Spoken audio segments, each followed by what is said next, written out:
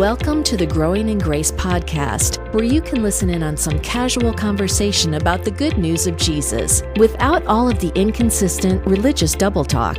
If you've ever struggled with feelings of hopelessness, guilt, and despair, or wondered if you're really right with God, it's time to discover the true freedom that comes with the gospel of unlimited and overflowing grace. Growing in Grace, the podcast at growingingrace.org. Thanks for coming along and listening to us share our thoughts on the good news, the gospel of Jesus Christ. I'm Joel Brueseke, along with Mike Kapler, talking some faith and works, and hopefully this is something that will be beneficial to anyone listening. We are talking about somewhat of a controversial subject, and I understand if people have some problems with anything that we're saying, but that's okay. I mean, the thing here about this Growing in Grace podcast is that we are two guys who, got to know each other 25 plus years ago, 26 years ago, I guess we met, and we found, well, Cap, you started sharing some gospel truths with me, and it really resonated with me. And eventually we began doing what has become this podcast. And we're just two guys who are sharing our thoughts on what we see regarding the gospel, regarding faith and works, regarding God and what he has done and what we don't need to do in regard to works and things like that. And so we hope that this is something that will help you in your own walk with God to see that he is everything to us, and that our responsibility is to simply believe him, and that we don't have to have any works added to our faith. That's the gospel. And if we have to add any works to it, then we can boast before God, but we're not able to do that. So we're simply sharing what we believe, what we see here. Yeah, the subject here is justification that we were talking about last week. I mean, in a nutshell, between James and Paul. And Paul saw it, again, this is our view. This is, it's our podcast. We're explaining how we see this. And it has evolved over the years, by the way. Yeah. But on the subject of justification, Paul talked about faith apart from works. James said something quite the opposite. You're justified by works and not by faith alone. He said that. He said that as the body apart from the spirit is dead, so also faith apart from works or without works is dead. That's not what Paul said. Right. Here's the thing. Most of us have been taught there are just no contradictions in the Bible, because that would seem to diminish what we claim to be the truth contained within those pages regarding the person of Jesus Christ. And so we get in that mindset. And so when we see something that looks like a contradiction, we kind of have to try to reconcile that somehow. And that's what most of us have done over the years. We try and, we look at what Paul said, we look at what James said, and then we say, well, they really are on the same page. They're just saying some things a little differently here. And that was me for many years. And I'm sure Joel can say the same thing. And so we have to try to figure out a way to reconcile what appear to be contradictions. These were human beings who didn't always see everything the same way. And that doesn't take away from the truth of who Jesus is.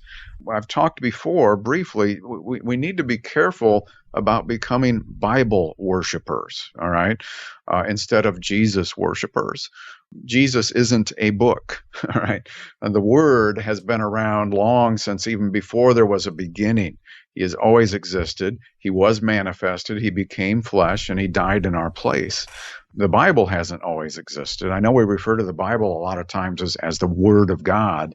Jesus is the true Word, and these pages contain many truths through revelations that help us in our faith when it comes to believing in Jesus Christ. Now, believing in Jesus, as I mentioned toward the end of last week's program, we got to be careful about getting on the wrong trajectory when it comes to a foundational issue such as justification. Because if we get this wrong, what else are we going to get wrong as we thumb through the chapters and the verses?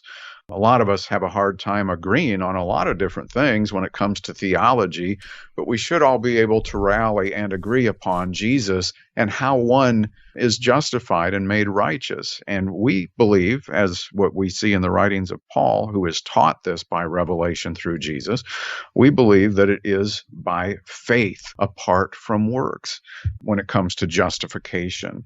I'm not saying that works aren't important, but we're on the subject of justification here. So, Joel, I say all that to say that if you are under the impression that you need to try and reconcile what appear to be contradictions all of the time, then you're going to probably run into some sort of inconsistencies in what you're communicating with people. That's why we see all of these things that Paul wrote through all of those letters in the New Testament about justification by faith, righteousness as a gift.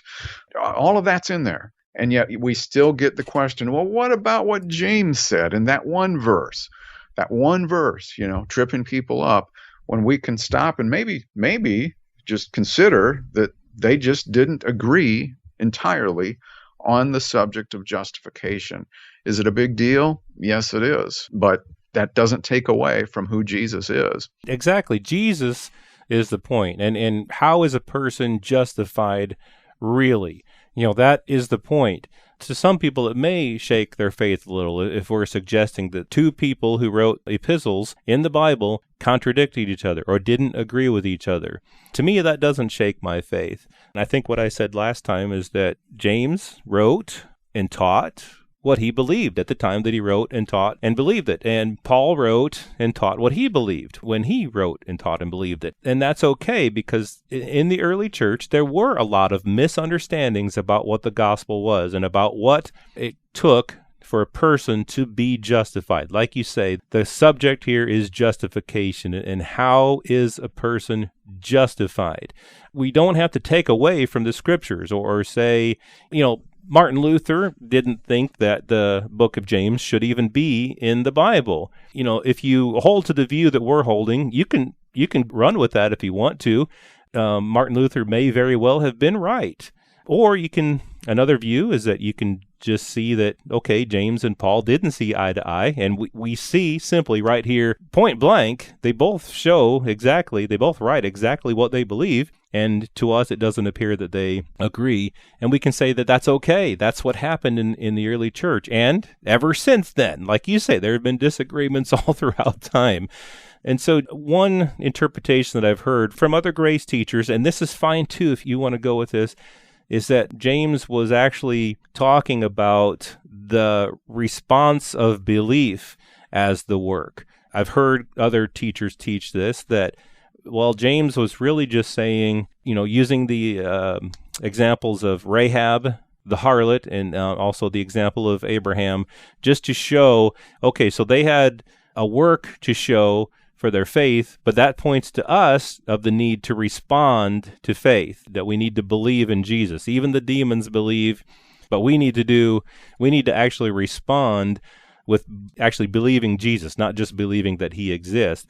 And that's kind of what I would try to do. I used to try to do that, try to make James be saying that.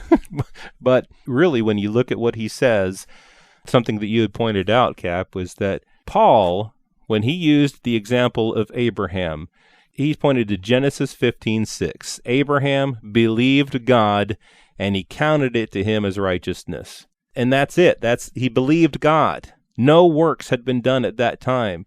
That was how Abraham was justified. But James, he brings up that he says in verse 21 of James 2, was not Abraham our father justified by works when he offered Isaac his son on the altar? Do you see that faith was working together with works, and by works his faith was made perfect? Paul never says anything about that. He makes it clear that when a man does not work, he says it clearly, to him who does not work. That's how a person is justified. No works involved. There's clearly a disagreement here.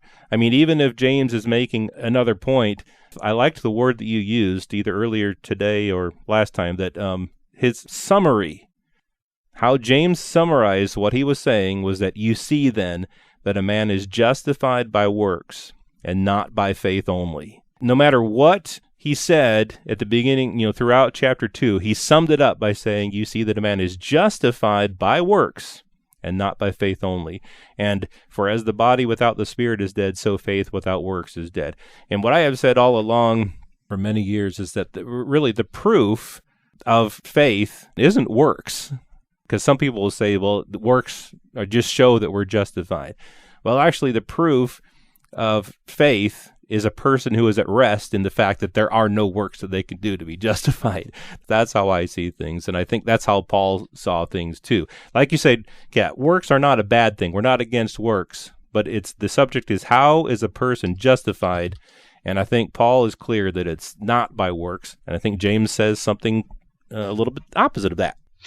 Yeah, it's becoming more obvious to me, but again, people are afraid. They're kind of driven by fear to try to reconcile Paul's view and James' view because they're afraid that the seemingly contradicting things that they're saying between each other, we somehow have to harmonize those teachings.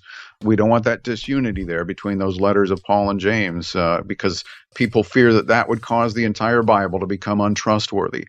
That's not the case at all. No. And a lot of times they'll come up with these man-made illustrations, like Paul was teaching fire and James was teaching smoke, where there's fire, there's smoke, where there's smoke, there's fire. And you try and come up with all these different things instead of the way that we're looking at it. One thing I would mention, though, about this justification by faith or works, it doesn't matter if you're on a deathbed 50 minutes before you die, or whether you've been saved for 50 years, you are justified by faith through the blood of Jesus Christ. That is the scenario. If you were on a deathbed and you experience salvation, the life of Jesus Christ, shortly before you leave this planet, without performing any works after that, do you still go to heaven? Of course you do. And the same is true for the person who has been walking with Jesus for 50 years. It doesn't change from person to person. It works the same way for everybody. And again, as I've mentioned in past programs, don't confuse forgiveness with salvation. They're not the same thing. Salvation is the restoration of God's life in us, which was lost in Adam, because the wages of sin, the sinful nature, was death that we inherited through Adam. So, yeah, we're going to be talking a lot more about this, too, in the weeks to come, and there's a whole lot of things to get into. Oh, yeah, definitely. There's much more to talk about with all of this. I mean, we could just do a podcast or two and leave it, but, with 700, 800 podcasts here, why not do a little series here? If a person really wants to get into this, we'll have several podcasts on this. If not, you can go back and listen to some other ones we've done. But yeah, there's plenty more, like Peter being opposed by Paul. Paul opposed Peter to his face, all because of these men from James and how they caused Peter to act. And what if Paul and James disagree? So what do we do with that? We'll talk about some things like that. Paul and James and their different uses of Abraham, talking about Abraham. So much more to come in the weeks to come right here on Growing in Grace. This has been Growing in Grace with Mike Kapler and Joel Brueseke, heard online through various internet sources around the world each week. Access past programs by visiting growingingrace.org. Share it with a friend and listen again next week for more Growing in Grace.